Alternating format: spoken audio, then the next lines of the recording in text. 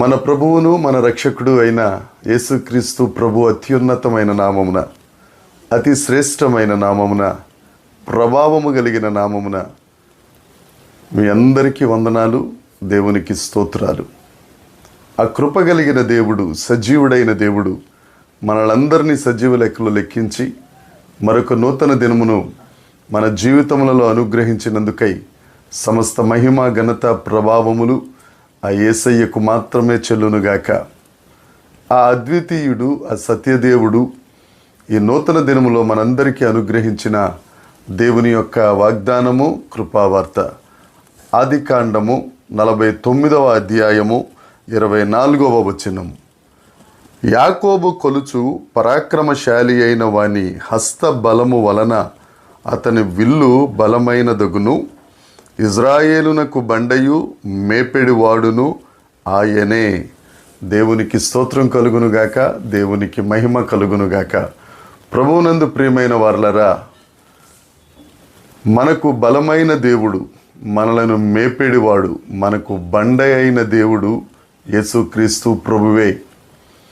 ఈ నూతన దినములో నిన్ను బలపరిచే వాగ్దానం, నీకు బలాన్నిచ్చే వాగ్దానం, నీ కొరకు ఆయన దాచి ఉంచిన మేలును మేపుతూ ఆయన సన్నిధిలో బండ మీద నిన్ను నిలువబెట్టే వాగ్దానం. దేవునికి స్తోత్రం.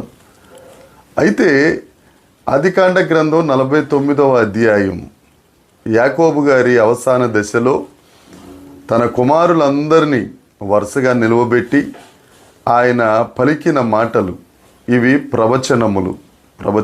ప్రవచనములు అని అంటే ఆత్మచేత మాట్లాడబడిన మాటలు. ఒకవేళ మనుష్యుల వలన మాట్లాడితే వాటిని ప్రిడిక్షన్స్ అంటారు. ఇవి ఆత్మచేత మాట్లాడిన మాటలు. కాబట్టి ఆత్మచేత మాట్లాడిన ప్రవచనాలు దేవుడు మాట్లాడారు కాబట్టి తప్పకుండా నెరవేరుతాయి. ప్రిడిక్షన్స్ అలా కాదు. ప్రవచనాలు మాత్రమే అలా జరుగుతాయి. అయితే 49వ అధ్యాయంలో యాకోబు తన 12 మంది కుమారులను నిలువబెట్టి అందరినీ ఆశీర్వదించారు. కాకపోతే ఒకిద్దరిని చాలా ఎక్కువగా ఆశీర్వదించారు. వారిలో మొదటి ఆయన యోదా గారు, రెండవ ఆయన యోసేపు గారు. యోసేపు గురించి ఆత్మ వలన ప్రవచనం చెబుతూ, యోసేపు నిన్ను ఆ బలపరిచే దేవుడు, నాకు పరాక్రమశాలి అయిన గొప్ప దేవుడు అని ప్రవచనాన్ని చెప్పాడు. మన దేవుడు బలవంతుడైన దేవుడు, మన దేవుడు సర్వశక్తిమంతుడైన దేవుడు.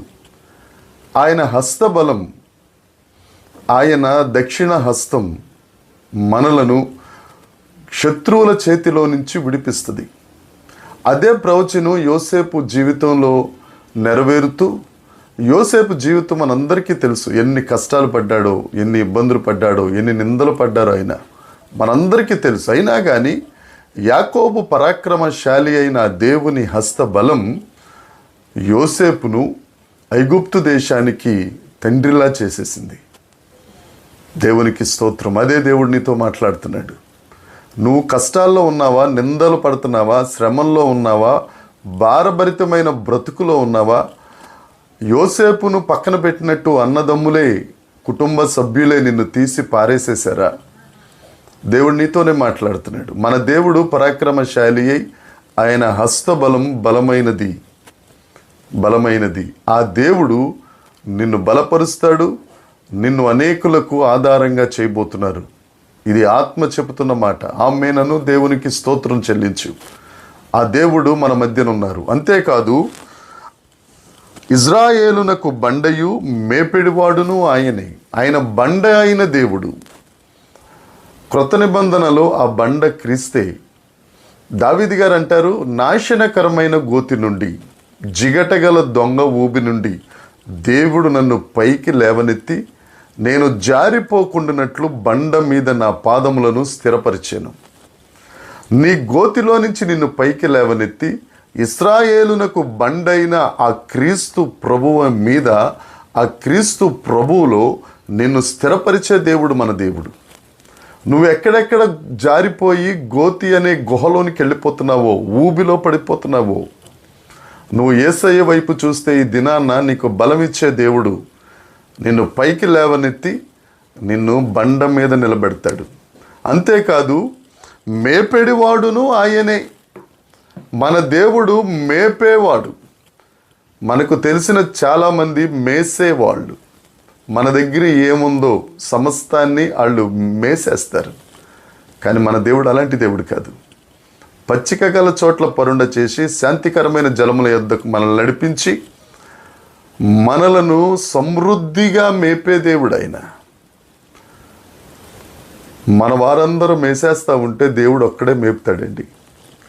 ఆ మనల్ని సర్వ సమృద్ధిలోనికి నడిపించే గొప్ప దేవుడు ఆ యెహోవా ఈరే. సమస్తాన్ని చూచుకునే ఆ గొప్ప దేవుని దగ్గర నువ్వు ఉండాలి అని అంటే ఆయన వైపు నువ్వు చూడాలి. ఆ బలమును ఆశ్రయించాలి, ఆ బండను ఆశ్రయించాలి, ఆ మేపిడి దేవుణ్ణి భయభక్తులు కలిగి నువ్వు సేవించాలి.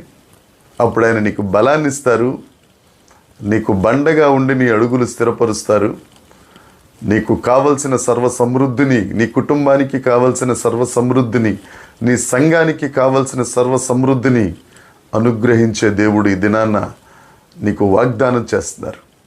ఈ దినమంతా ఈ వాగ్దానాన్ని మననం చేసుకుందాం, ధ్యానిద్దాం. దేవుడు తప్పక నీకు బలాన్ని అనుగ్రహించి నిన్ను బండ మీద నిలువబెట్టి నీకు కావలసిన సర్వ సమృద్ధిని దేవుడు అనుగ్రహించునుగాక. ఆమేన్. ప్రార్థన చేసుకుందాం. పరలోకమందున్న మా తండ్రి, పరిశుద్ధుడా నీకు స్తోత్రం. మీరిచ్చిన ప్రభువా ఈ ప్రవచన వాక్కును బట్టి నీకు వందనాలు. నీవు పరాక్రమశాలివి, నీ హస్తబలము వలన నాయన మమ్మల్ని బలపరిచే గొప్ప దేవుడా నీకు స్తోత్రం. దేవా, నువ్వు మా బండవు నీవే, మమ్మల్ని మేపెడి దేవుడవు నీవే మాకు సహాయం, నీవే మాకు సమస్తం. ప్రభువా, నీ మీద ఆధారపడుతున్నాం. ఈ వాక్యం వింటున్న నీ పిల్లలందరినీ మీ చేతికి అప్పగిస్తున్నాం. సర్వ సమృద్ధిలోనికి నడిపించి ఆశీర్వదించి వారి సరిహద్దులు విశాలపరిచి అనేకులకు ఆశీర్వాదకరంగా ఉంచుమని, మహిమ పొందుమని యేసుక్రీస్తు నామమున ప్రార్థించి అడిగి వేడుకొనుచున్నాము తండ్రి. ఆమేన్. దేవుని కృప మనందరికీ తోడై ఉండునుగాక.